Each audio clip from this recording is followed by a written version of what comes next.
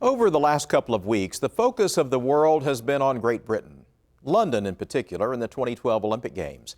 Blanchard, Oklahoma is a long way from the British Isles, but for an artist who makes his home there along State Highway 9, the trip from Blanchard to England is a trip well worth making.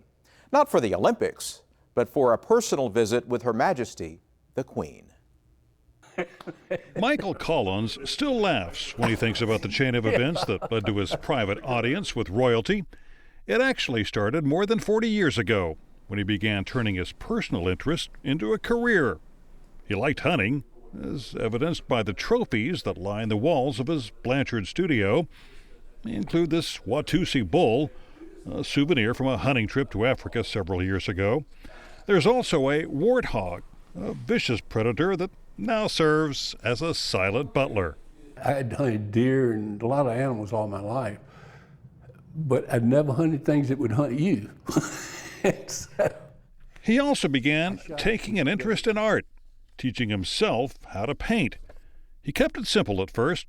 I started out painting just birds, and I hunt birds, but I just love birds, and birds offered such a variety of color, texture, whatever. He might have continued painting birds for the rest of his life, except for the day when a friend asked him to do a portrait of his hunting dogs. So I did one, ended up doing 7 of his bird dogs. And it was fun because of the detail, and I really love doing detail work. That attention to detail shows up in the work he's best known for.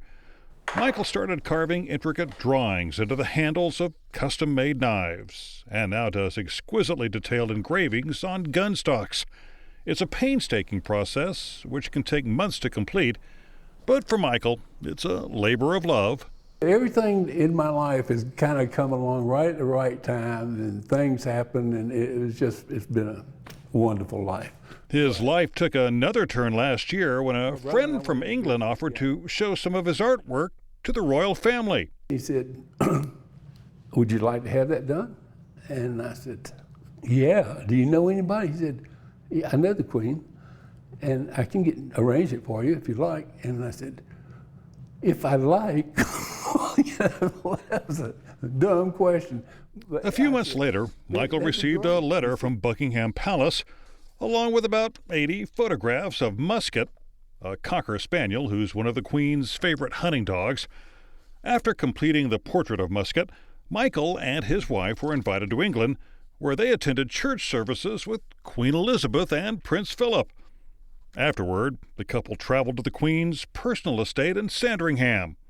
No, not this house. That would have been much too formal. Instead, they went to this much smaller cottage nearby. We go in through the back door, which I loved. Go into the kitchen, go into a little hallway, which goes into another room, which was their den, and there stands Queen Elizabeth by herself, just waiting on us. Despite some understandable nervousness on Michael's part, the Queen managed to put the couple at ease. So we talked a little bit, and she said, "Well, may I see what you brought me?" And I take the painting, and I turned it around, and I show it to her, and she said, "Musket."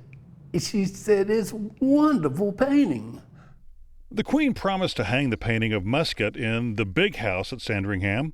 She also expressed an interest in Michael's engravings, so don't be surprised if there's another invitation from Buckingham Palace that makes its way to Blanchard, Oklahoma.